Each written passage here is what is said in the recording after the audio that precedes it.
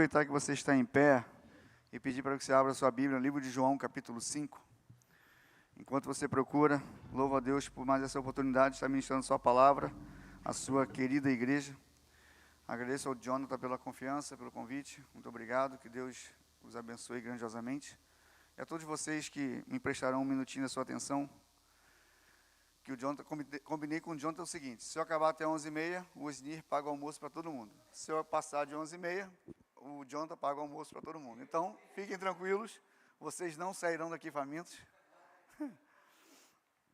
Tem um grupo ali, Jonathan, que come bem, cara. Tem um grupo ali que eu trouxe de Jesus. Todos acharam? João capítulo 5? Depois disto, havia uma festa entre os judeus e Jesus subiu a Jerusalém. Provavelmente era a Páscoa, tá, irmãos? Ora, em Jerusalém há, próximo à porta das ovelhas, um tanque chamado em hebreu de Betesda, o qual tem 5 alpendres. Neste jazia grande multidão de enfermos, cegos, mancos e ressecados, esperando o movimento da água.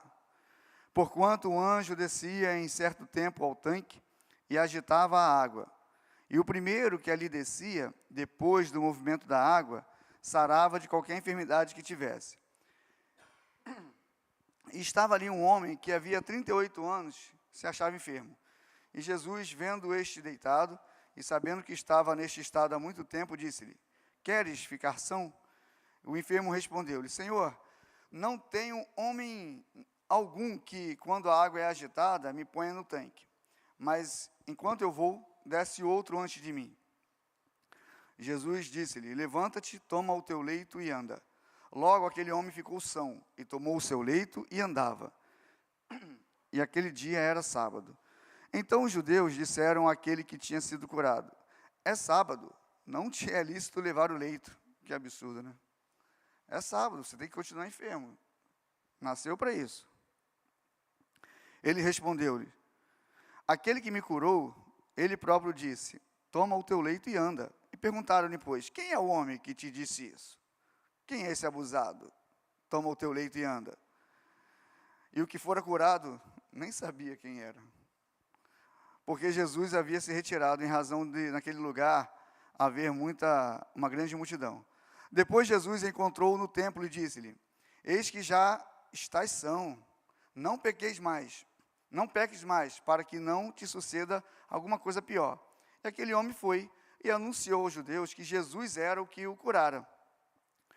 E por esta causa os judeus perseguiram a Jesus e procuravam matá-lo, porque fazia estas coisas no sábado. Que absurdo. E Jesus lhe respondeu: meu Pai trabalha até agora, e eu trabalho também. Por isso, pois, os judeus ainda mais procuravam matá-lo, porque não só quebrantava o sábado, mas também dizia que Deus era o seu próprio Pai, fazendo-se igual a Deus. Mas Jesus respondeu e disse-lhes: na verdade vos digo que o Filho por si mesmo não pode fazer coisa alguma se o não vir fazer o Pai. Porque tudo quanto ele faz, o Filho faz igualmente. Porque o Pai ama o Filho e mostra-lhe tudo o que faz. E ele lhe mostrará maiores obras do que estas, para que vos maravilheis. Pois assim como o Pai ressuscita os mortos e os vivifica, assim também o Filho vivifica aqueles que quer. Podeis tomar assento? A leitura é um pouco extensa, né? Se a mensagem for ruim, pelo menos a leitura foi boa. Fica com a leitura.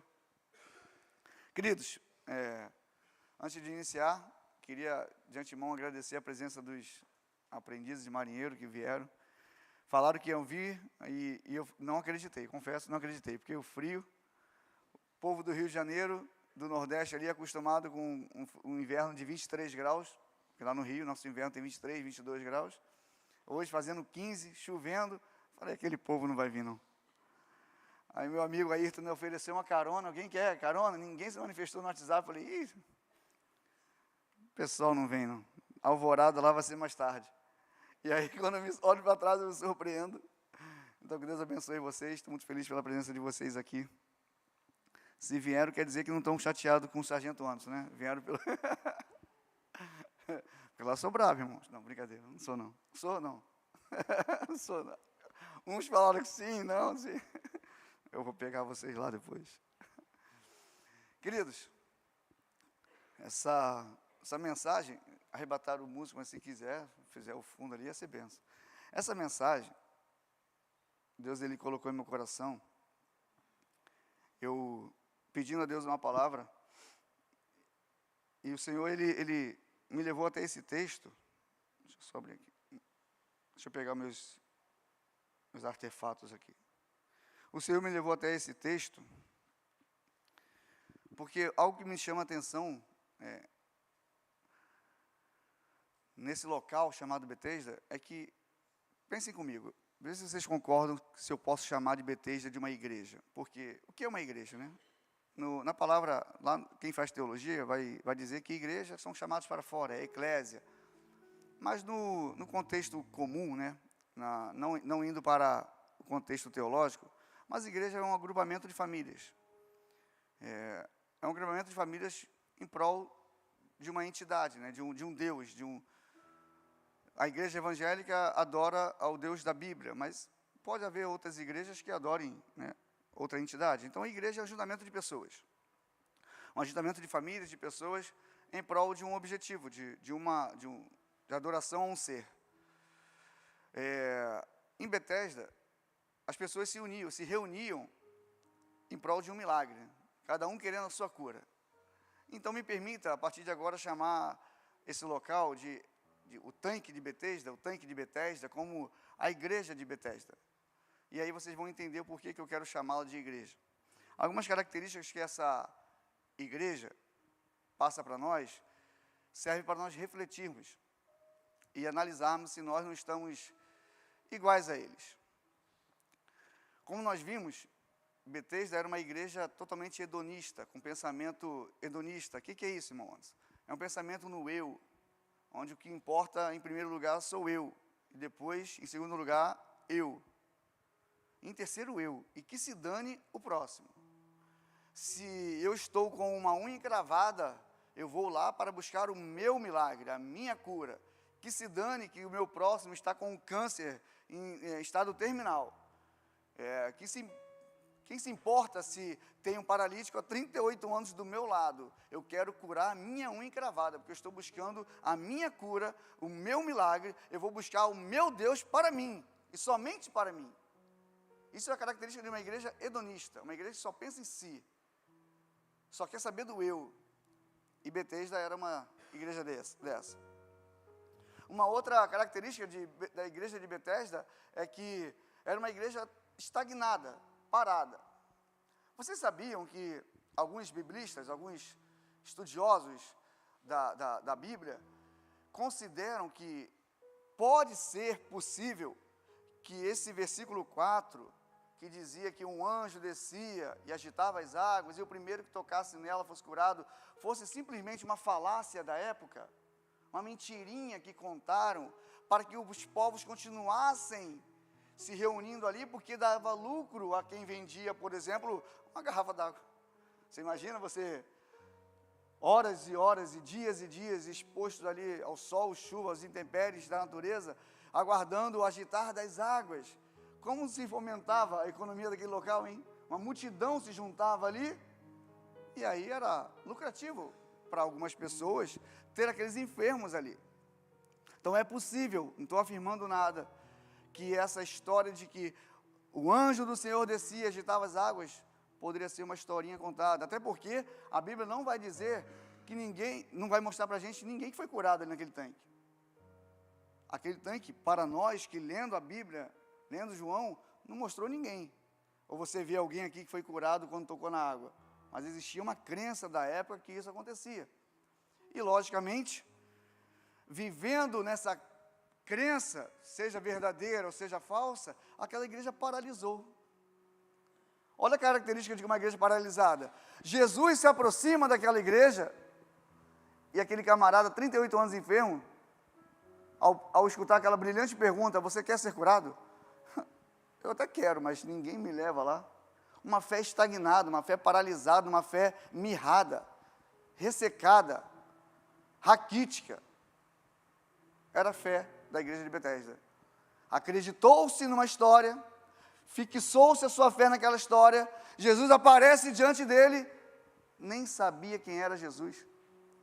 Porque naquele versículo que nós lemos a seguir, quem te curou? Quem mandou pegar o teu leito? Pô, nem sei quem foi.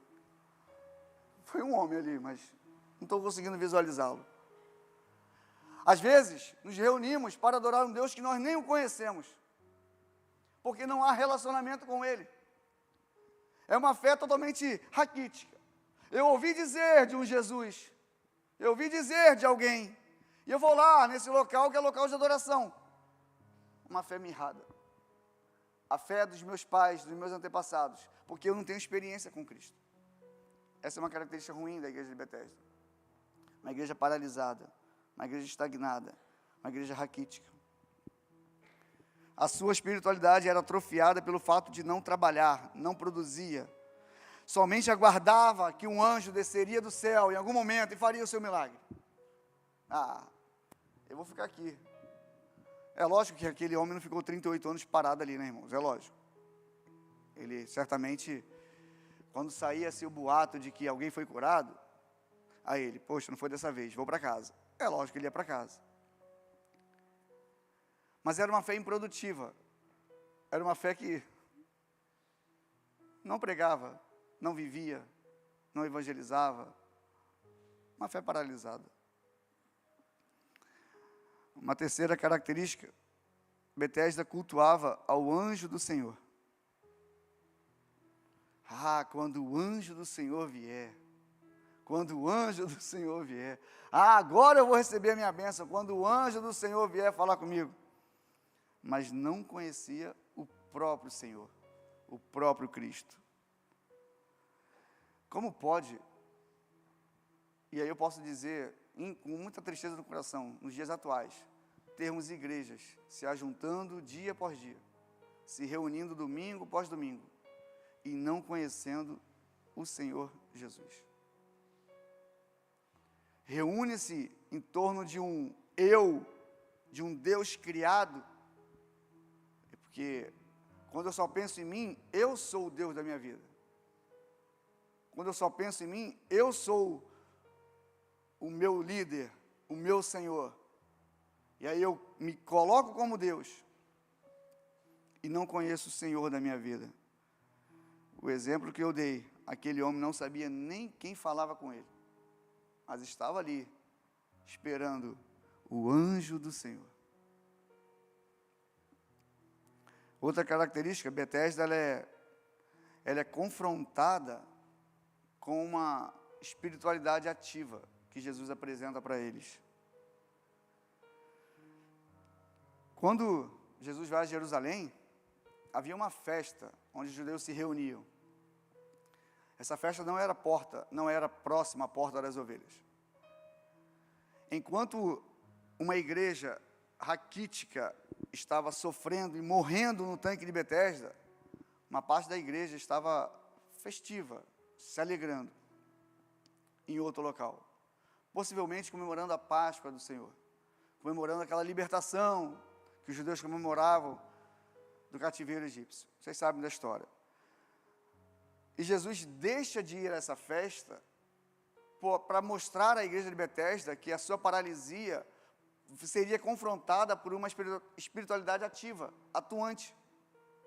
E Jesus se aproxima do local que teoricamente seria conhecido como tanque de misericórdia, porque é por isso que o nome é Betesda, conhecido como tanque de misericórdia. Jesus se aproxima desse local, ele deixa de dar festa, de ir à festa, deixa de se alegrar, para confrontar a igreja paralítica, a igreja paralisada. E Jesus se aproxima de um deles e pergunta: você quer ser curado? Você quer sair da sua paralisia espiritual? Você quer ter os seus pecados perdoados? Cara, você quer ter sua vida renovada? Você quer ter sua vida revivificada? Quase que não sai a palavra. Você quer ser restaurado? Você quer ser ativo, útil, atuante? Você quer sair dessa igreja paralítica, estagnada, morta, que aguarda o agitar das águas e quer viver um sobrenatural? A mente daquele homem estava tão blindada e aquela igreja de Betesda estava com a mente tão atrofiada que a resposta dele mostra que ele realmente não entendeu o confronto de Jesus e não entendeu o embate que Jesus propôs a ele. Senhor, eu até quero, mas não tem nenhum cabra bom aqui que me carregue e me joga naquela água lá quando o anjo desce. Naquele local de muita dor e muito choro, Jesus ele se encontra com um inválido e propõe uma mudança de vida, uma mudança de local, sair do local de morte para o local de vida. Jesus não simplesmente queria curar a enfermidade física daquele homem. Como é que você diz isso, irmão Anderson? Se ele perguntou se ele queria ficar são, porque mais à frente, quando Jesus se encontra com ele, Jesus fala assim, não peques mais, para que não te sobrevenha coisa pior. Porque como o Jonathan falou aqui, o salário do pecado é o quê, irmãos? É a morte. Jesus estava falando o que para ele? Agora você tem vida, eu te trouxe vida eterna. Não peques mais, para que você não morra novamente, eternamente, como você estava morto nos seus pecados e delitos. Jesus não somente curou a vida física daquele homem, ele foi muito mais além. Jesus convidou aquele homem para morrer com ele, Cristo, para sempre, e viver eternamente. O ensinamento de Jesus com esse ato é que nós, a sua igreja, devemos ter uma espiritualidade ativa e sensível. Ativa no sentido de ir até os mortos, de ir aos fracos, de ir aos paralíticos, de ir aos necessitados. E sensível por não pensar somente em nós e pensar neles. Hoje, temos forças para levantar no domingo frio, gelado, chuvoso, estar aqui. Mas precisamos ter compaixão com aqueles que não podem e não conseguem, por causa de uma fé atrofiada. De repente, uma fé que acredita que Deus só fale no culto noturno, esteja em casa dizendo assim, Deus não fala de manhã, eu vou esperar o agitar das águas à noite, porque à noite... Ou então, aquele crente que fala assim, eu só vou ao culto aos domingos, porque o domingo é o culto que Deus opera o milagre, e vive de segunda a sábado no inferno, porque só conhece o anjo do Senhor do domingo à noite. Que nós sejamos sensíveis a esses homens e essas mulheres, que não conhecem o Cristo, que atua de segunda a segunda, que trabalha até os dias de hoje.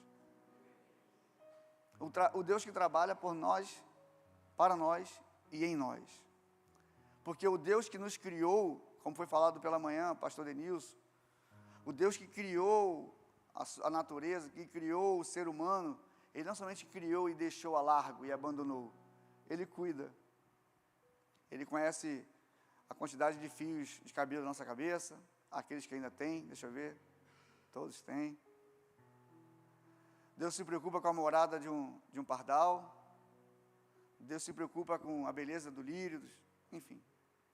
Não somente criou a natureza e abandonou e deixou a sorte. O Deus que cria é o Deus que cuida. Então Jesus ele fala que o meu pai trabalhou, meu pai trabalha até agora, e eu também trabalho. Você crê que Deus ainda cuida de nós? Que Ele não nos abandonou a nossa sorte? E graças a Deus que Ele não fez isso, senão a gente estava lascado, né, irmãos? Precisamos sim, irmãos, ser uma igreja ativa, sensível, ativa no sentido de atuar, de vibrar, de nos alegrar com os que se alegram, e sensível para chorar com os que choram, sentir a dor dos que estão em fraqueza. Complementando essa pergunta de Jesus, queres ficar são? No versículo 14, Jesus vai dizer, não peques mais para que não te suceda alguma coisa pior. Em outras palavras, Jesus estava dizendo, não pequeis para que não morras eternamente. Jesus não havia curado apenas a parte física daquele homem, mas havia devolvido a sua vida. E Ele nos dá nova vida. 2 Coríntios capítulo 5, versículo 17. Portanto, se alguém está em Cristo, é nova criação. As coisas antigas já passaram, e eis que surgiram coisas novas. Certamente, a vida daquele homem nunca mais foi a mesma. Nunca mais. 38 anos, atrofiado, inválido, largado, deixado de lado. 38 anos sendo rejeitado pela sociedade. 38 anos sem sonhos, sem perspectiva de vida, sem projetos. 38 anos largado. E Jesus, ele não somente recupera o andar daquele homem. Jesus dá uma nova vida para ele. Romanos capítulo 6, eu queria que, se possível, colocar na mídia lá, Romanos capítulo 6, do versículo 3 ao 7, é um dos textos mais brilhantes que Paulo, ao meu ver, que Paulo escreve sobre essa nova vida, sobre o que Deus fez conosco.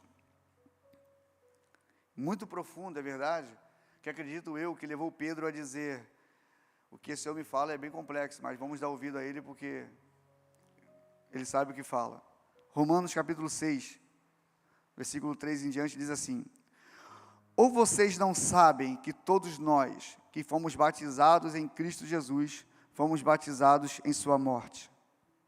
Portanto, fomos sepultados com ele na morte por meio do batismo, a fim de que, assim como Cristo foi ressuscitado dos mortos, mediante a glória do Pai, também nós vivamos uma vida nova. Se dessa forma fomos unidos a ele na semelhança da sua morte, certamente o seremos também na semelhança da sua ressurreição.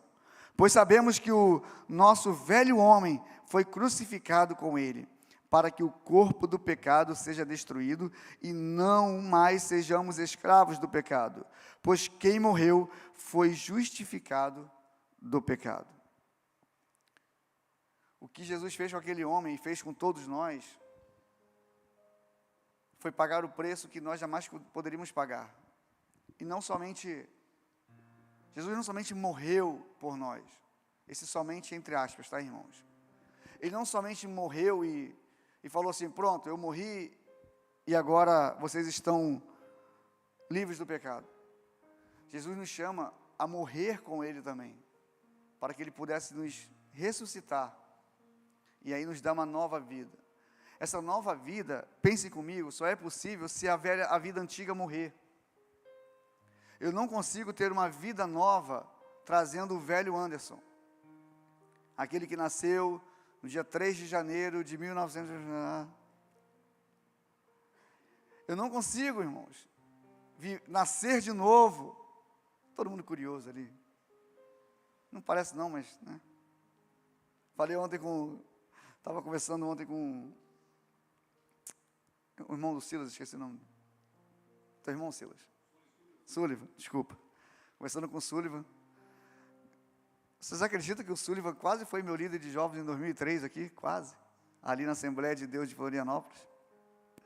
Ele casou em 2003, eu acho que ele assumiu os jovens em 2004. Em 2003 eu era aluno aqui, igual eles.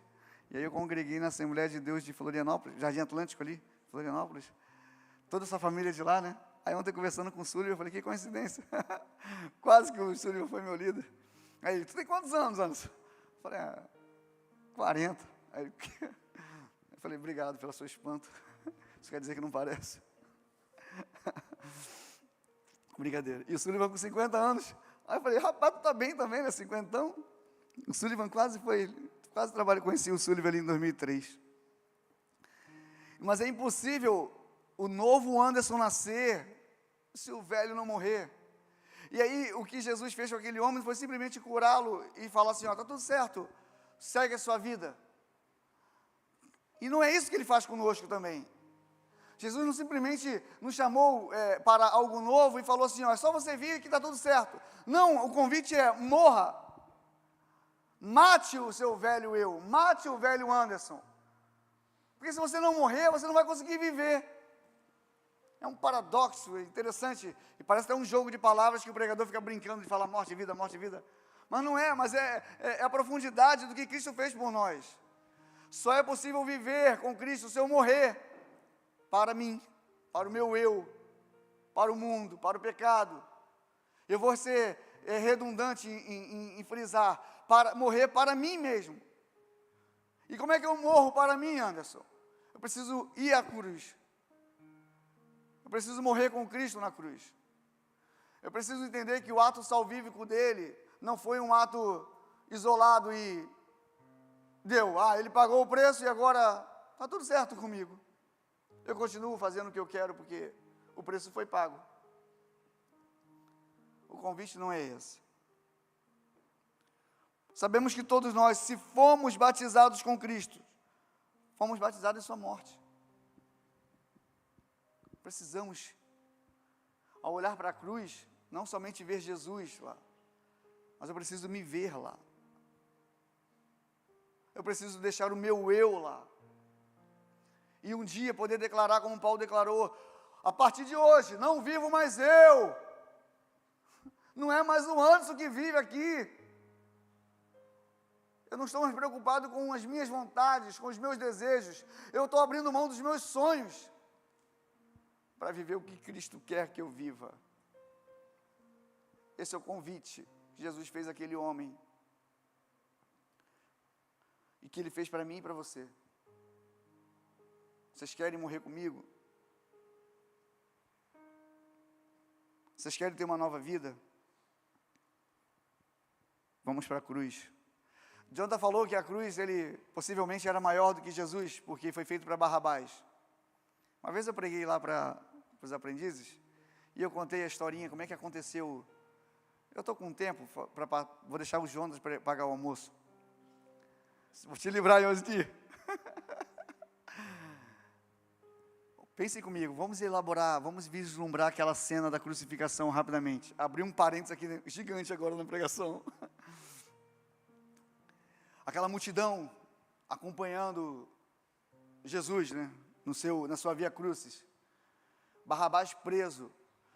Os historiadores vão dizer que as prisões para presos perigosos era no subsolo, na masmorra, era lá embaixo, né, era abaixo do nível térreo ali, né? Era onde ficava a prisão de segurança máxima da época. E Barrabás era violento, ele era assassino, motineiro, fazia rebeliões. Então, possivelmente Barrabás estava lá na masmorra, lá embaixo. Então ele não tinha contato com o mundo, exceto talvez por uma pequena frecha para entrar uma circulação de ar. Mas ele conseguia ouvir algumas coisas que estavam lá fora, né? No subsolo, mas dava para ouvir. E aí, vamos acelerar aqui, chegou aquele momento das perguntas de Pilatos. Quem vocês querem que solte? Um homem falando, possivelmente Barrabás não estava ouvindo, porque era uma voz só, né? Cristo ou Barrabás? Aí a multidão gritou o quê? Barrabás! Possivelmente ele ouviu o nome dele. E como os outros dois já haviam sido retirados da cela para ser crucificado, Barrabás já sabia que a hora dele estava chegando. E ele escuta a multidão gritar, Barrabás! Chegou o meu dia. E aí o Pilatos pergunta, e esse aqui, o Cristo? O que vocês querem que faça? Crucifica-o! Qual é a mensagem que Barrabás recebe lá na cadeia? Barrabás, crucificam. Chorei, chegou meu dia. Quando o carcereiro chega lá, que eu imagino que o carcereiro, até brinquei com eles, né? Se fosse eu, o carcereiro, eu ia passando uma chave de cela em cela, assim, de grade em grade. Tec, tec, tec, tec, só para deixar o cara mais assustado. Tec, tec, tec, tec, chegou. Eu ia andar arrastando uma corrente, assim, só para aquele barulho fúnebre, bem para assustar o preso. E aí o camarada abre a cela de Barrabás. Vamos imaginar a cena. Barrabás acuado no fundo da cela, escutando, vão me crucificar. Já gritaram lá fora, chegou minha vez. E aí quando o carcereiro abre a cela, Barrabás fala, olha para ele, na minha mente, tá? Isso está tudo escrito aqui. Vozes da minha cabeça. Chegou o meu dia? É hoje? O carcereiro fala assim, não. Alguém vai morrer em seu lugar. Se você não consegue se ver naquele fundo da cela, amedrontado, porque aquela cruz era para você, você não entendeu o que Cristo fez no seu lugar.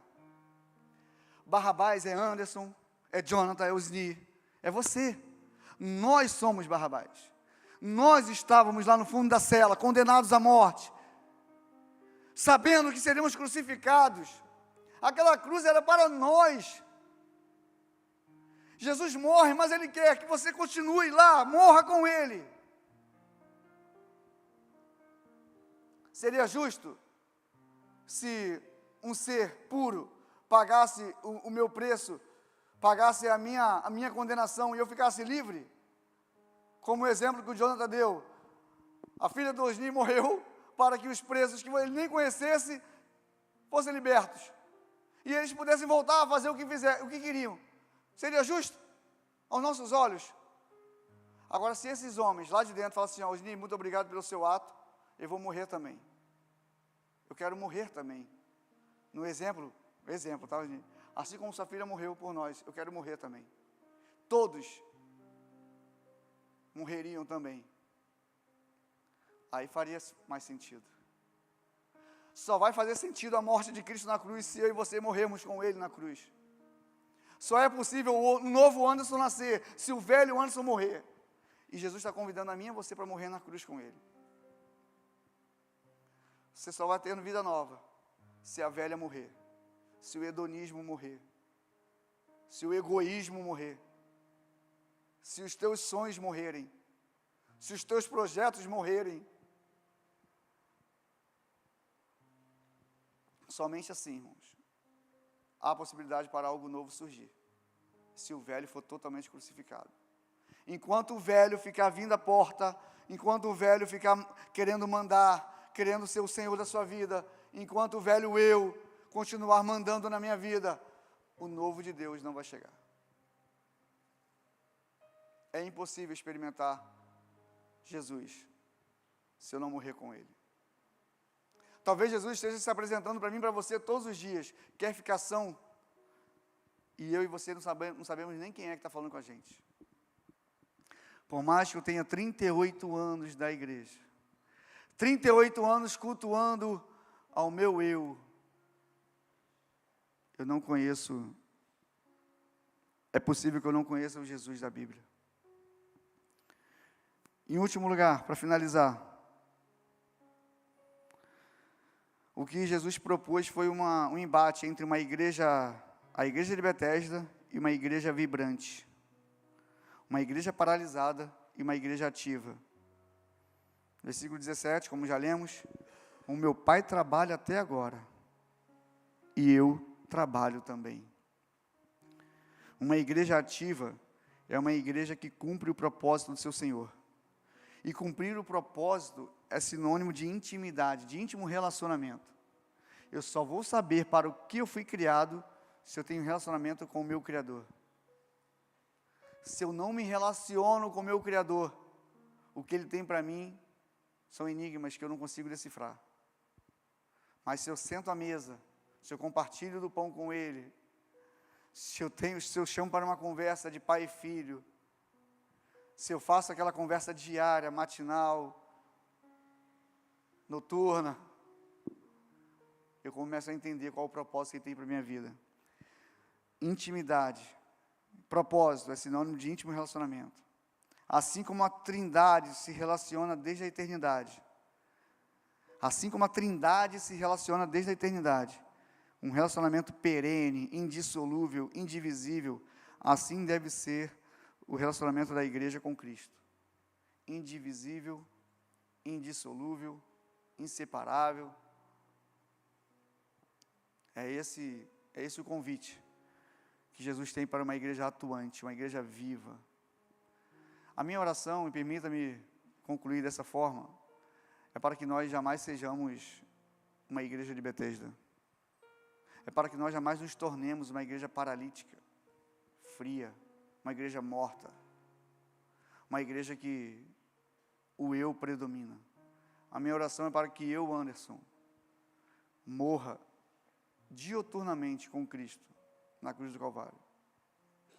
Que eu olhe para a cruz e me veja lá, para sempre. Porque assim eu tenho a certeza que eu viveria eternamente também com Ele. Coloque-se de pé em nome de Jesus. Passei 2 minutos de propósito para o Jonas poder pagar o almoço. Você recebe essa palavra, meus irmãos?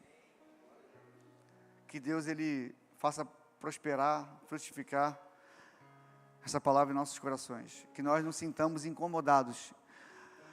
Que o Espírito Santo nos visite, nos chacoalhe, todas as vezes que eu, Anderson, me sentir paralisado como a igreja de Betesda.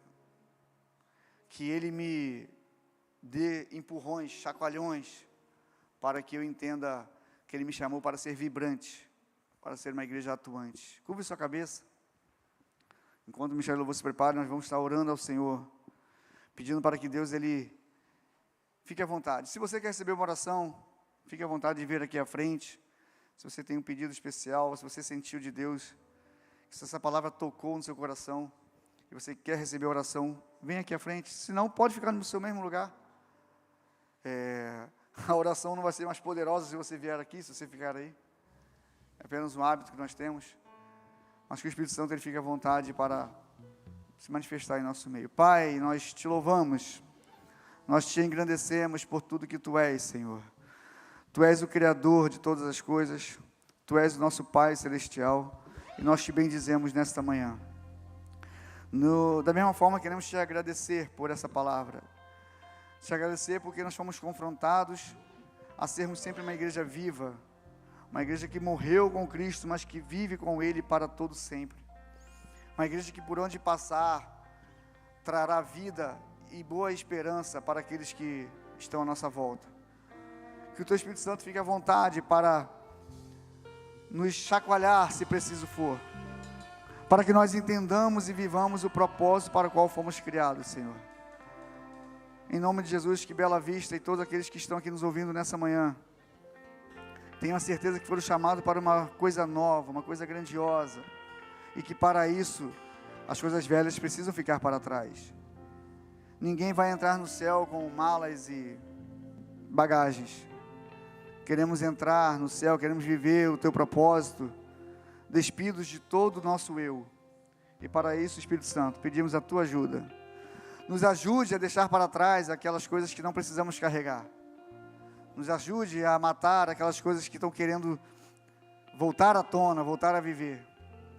Nos ajude a deixar os vícios, as crendices, os egoísmos, as invejas, todos aqueles pecados que cometíamos como estávamos paralisados no tanque de Betesda. Nos ajude a abandonar todas essas práticas corruptíveis, todas essas práticas pecaminosas. Nos ajude a deixar para trás tudo aquilo que não coaduna com a nova vida que nós queremos viver em Cristo Jesus. Espírito Santo, só o Senhor pode fazer essa obra. Limpe esse vaso, limpe totalmente esse vaso, para que nós possamos receber o vinho novo. E essa é a nossa oração nessa manhã, agradecidos por tudo, Pai.